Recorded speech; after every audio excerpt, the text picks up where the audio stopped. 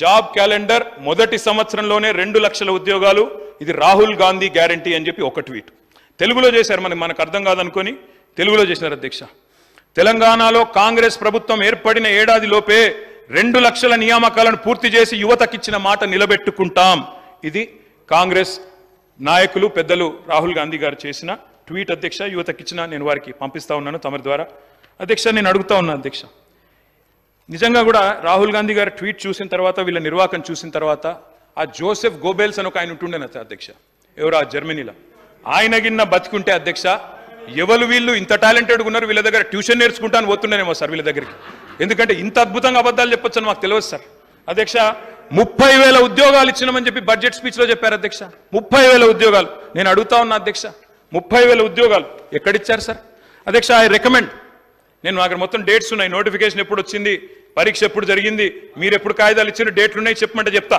అధ్యక్ష, date staff nurse ఉద్యోగాలకు notification ఇచ్చింది 20 డిసెంబర్ 2022, పరీక్ష పెట్టింది ఆగస్టు 23, సింగరేణి ఉద్యోగాలు నోటిఫికేషన్ వచ్చింది జూన్ 22, తుది పరీక్ష పెట్టింది సెప్టెంబర్ 22, పోలీస్ కానిస్టేబుల్ ఉద్యోగాలకు నోటిఫికేషన్ ఏప్రిల్ 22, ప్రిలిమ్ పరీక్ష ఆగస్టు 22, ఫిజికల్ టెస్ట్ జనవరి 23, మెయిన్ పరీక్ష ఏప్రిల్ 23. ఇవన్నీ కలిపి 30,000 ఉద్యోగాలు మేమిచ్చినామని కేసీఆర్ గవర్నమెంట్లో పరీక్షలు పూర్తయ్యి మొత్తం జరిగిన తర్వాత ఇవాళ వచ్చి వీరు మేము ఉద్యోగాలు ఇస్తామని చెప్తున్నారు అధ్యక్ష. నేను వారిని ఒకటే అడుగుతా ఉన్నా అధ్యక్ష, 30,000 ఉద్యోగాలు ఇచ్చినామని చెప్పి బడ్జెట్ ప్రసంగంలో ప్రజలను తప్పుదోవ పట్టించినందుకు, తెలంగాణ యువతను తప్పుదోవ పట్టించినందుకు మీ మీద వేయాలి అధ్యక్ష ఛార్జ్ షీటు, రికవరీ. ఇది కరెక్ట్ కాదు అధ్యక్ష, ఈ రకంగా యువతను తప్పుదోవ పట్టించడం. అధ్యక్ష, జాబుల జాతర పెడతారని ఆశిస్తే అబద్ధాల జాతర నడుస్తోంది. ఇంట్లో ఉన్న క్యాలెండర్ ఇంకో 4 నెలలు అయితే అది కూడా మారిపోతుంది, అయిపోతుంది. కానీ కాంగ్రెస్ చెప్పిన జాబ్ క్యాలెండర్ మాత్రం అత్తలేదు పత్తలేదు అధ్యక్ష. నేను అడుగుతా ఉన్నా, ఈరోజు ఆ రోజు అశోక్ నగర్కి ఉస్మానియా యూనివర్సిటీకి పరుగులు పెడుతూ పోయినారు.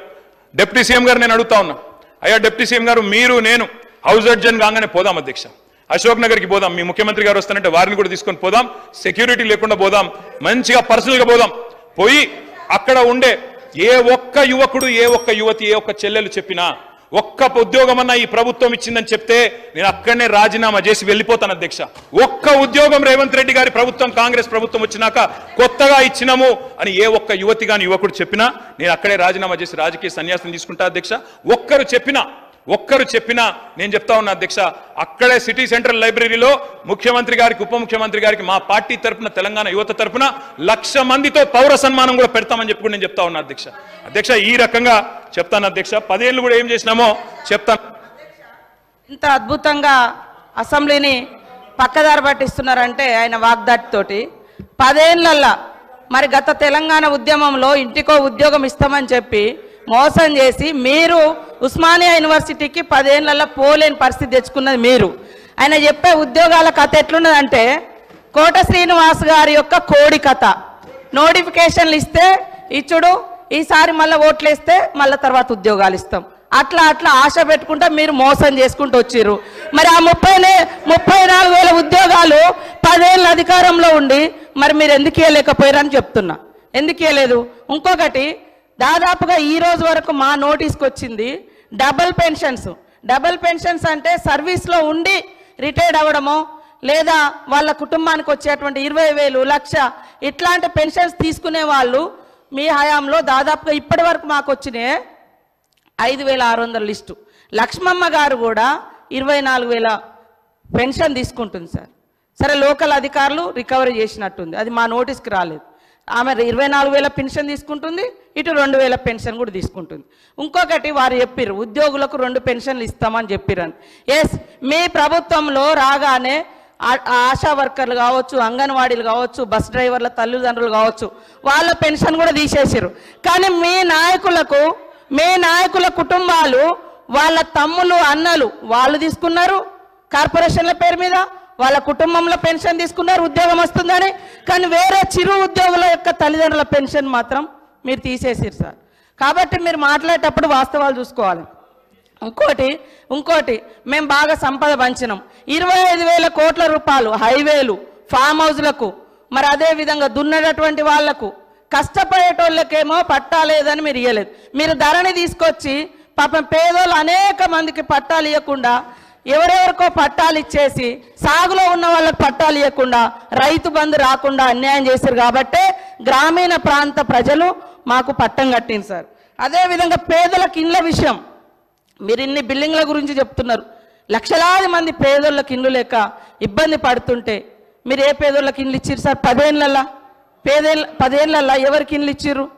కాబట్టి మీరు ఇండ్లు ఇవ్వలేదు. బంగ్లాలు చెప్తున్నారు ఓకే, బంగ్లాల గురించి చెప్తున్నారు ఓకే, పేదల బాధల గురించి కూడా మాట్లాడండి. కాబట్టి ఇవాళ అనేక అవుట్సోర్సింగ్ ఉద్యోగులకు సంవత్సరాల తరబడి నెలల తరబడి జీతాలు ఇవ్వకుండా ఇబ్బంది పెట్టింది మీరు. మేము నిజంగానే అనుకున్నాం సార్, మీరు రోజు ధనిక రాష్ట్రం బంగారు తెలంగాణ అంటే బయట నుంచి మేము కూడా అదే అనుకున్నాం, బంగారు తెలంగాణే ధనిక రాష్ట్రం అని. ఇవాళ మీరు ధనిక రాష్ట్రం ఇచ్చిపోతే మేమే మొత్తం అప్పులు చేసి ఇచ్చిన వాగ్దానాలు అమలు చేయనట్టుగా మరి మీరెందుకు అమలు చేయలేదు? మేము 6 గ్యారంటీలు ఇస్తే మేము 500 గ్యాస్ సిలిండర్ అంటే మీరు 400కే ఇస్తామన్నారు. మేము 15,000 అంటే రైతు భరోసా రైతు బంధు మీరు 16,000 అన్నారు. మరి అన్ని ఎన్నికల ముందు మీరు కూడా మేనిఫెస్టోలో పెట్టిరు. 10 ఏళ్ళు అధికారంలో ఉండి చేయలేదు కానీ ఎలక్షన్ మేనిఫెస్టోలో మాత్రం పెట్టుకున్నారు. అంటే మీరు మోసం చేద్దామని కదా, మీకు వ్యవస్థ తెలుసు కూడా. మేము బయట నుంచి మా ప్రభుత్వం ఆశతోటి నిజంగా ప్రజలకు బాగు చేయాలని మా ప్రభుత్వం ఇవన్నీ పెట్టినాం. మాకు టైం ఉంది, ఇంకా మాకు టైం ఉంది చేసుకోవడానికి. మీరు 10 ఏళ్ళలో చేయలే కదా. మీరు అన్ని పేపర్ లీకేజీలు ఇచ్చిర్రు, ఇండ్ల పేదలకు ఇండ్లు ఇవ్వలేదు. మీరు పెన్షన్ కూడా 57 సంవత్సరాలకే ఇస్తానని మీరు గతంలో 2014 నుంచి 18 వరకు అధికారంలో ఉన్నారు. 18లో మేనిఫెస్టోలో పెట్టారు. ఎప్పుడు ఇచ్చారు? 3.5 ఏళ్ళ తర్వాత పెట్టారు. అదేవిధంగా 2000 పెన్షన్ కూడా ఎప్పుడు పెంచారు? మీరు అధికారంలోకి వచ్చినాక 6 నెలల తర్వాత పెంచారు. కాబట్టి ఇవన్నీ కూడా ఉన్నాయి. మేము అనుకున్నాం నిజంగా అద్భుతంగా ధనిక రాష్ట్రం ఉంది, రైతులకు ప్రజలకు అన్ని ఇద్దామని. కానీ 6 నెలలు సాధ్యం కాలేదు. కొన్ని మీరు రైతు రుణమాఫీ అని చెప్పి 8-10 ఏళ్ళు చేసిరు, అనేక విడతలుగా చేసిరు. మేము ఒక్కొక్కటి చేస్తున్నాం, ప్రజలు సంతృప్తిగా ఉన్నారు. కానీ బాధంతా మీకే కనబడుతుంది,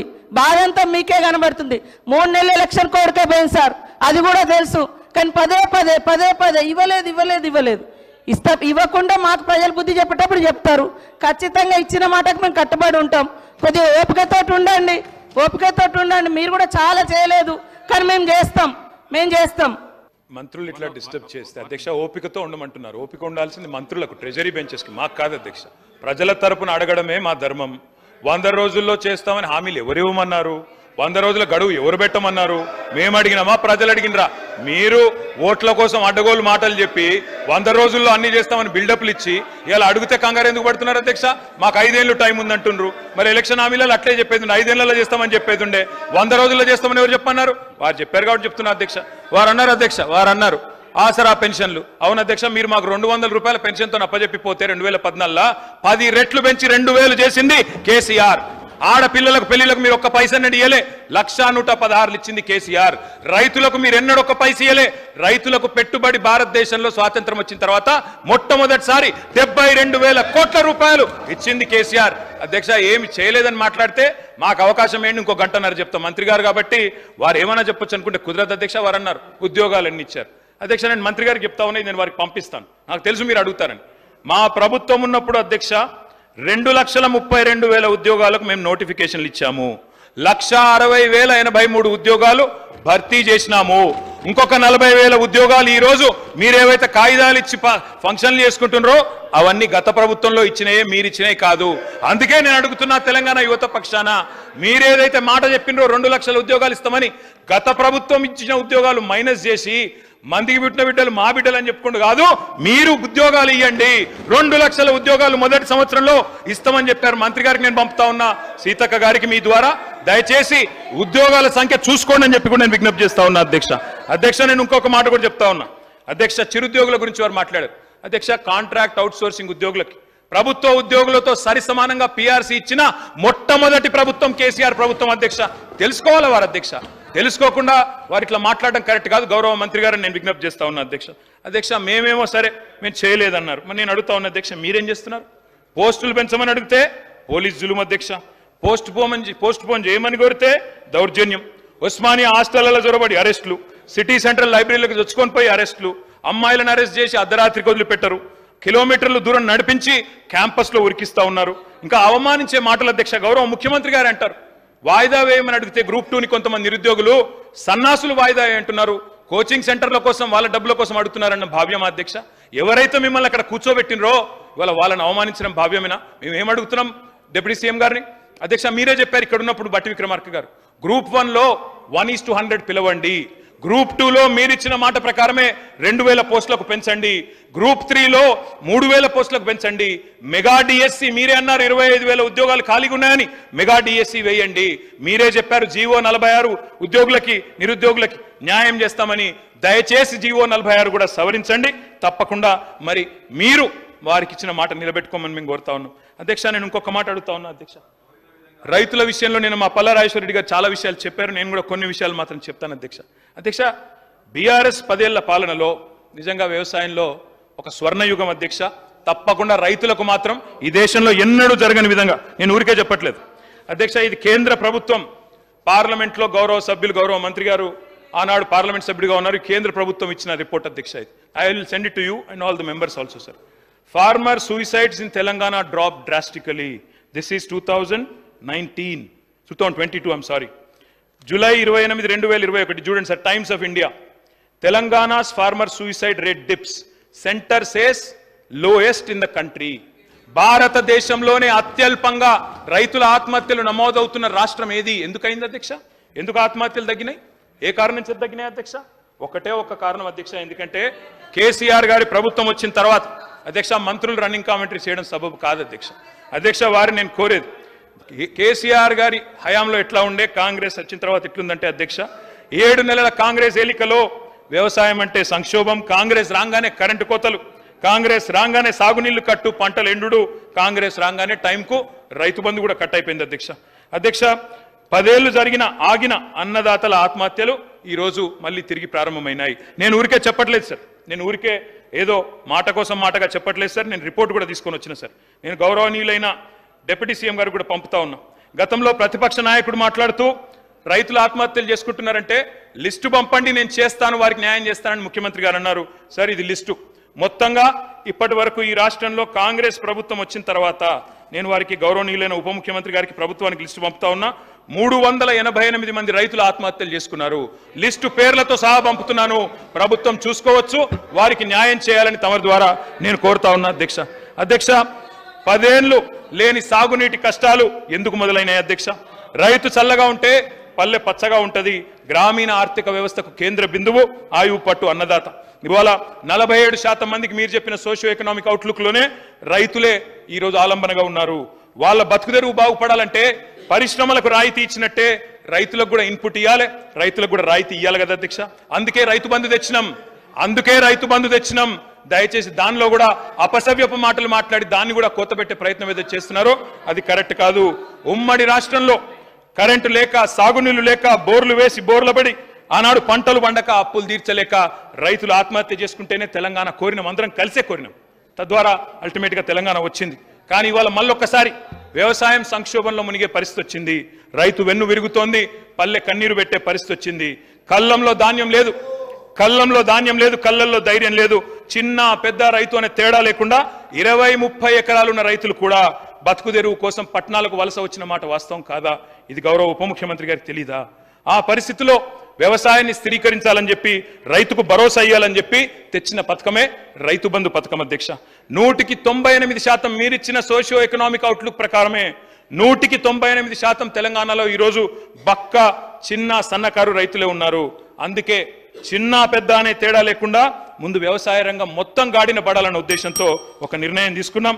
దరఖాస్తులు speaker sir, I need at least another 1 hour please. ఎందుకంటే అధ్యక్ష దీనికంటే ముఖ్యమైన సబ్జెక్టు రాష్ట్రం లేదు. మీరు గవర్నర్ దగ్గర పోదాం, మళ్ళీ వచ్చినట్టు నడపండి సార్. Will cooperate sir.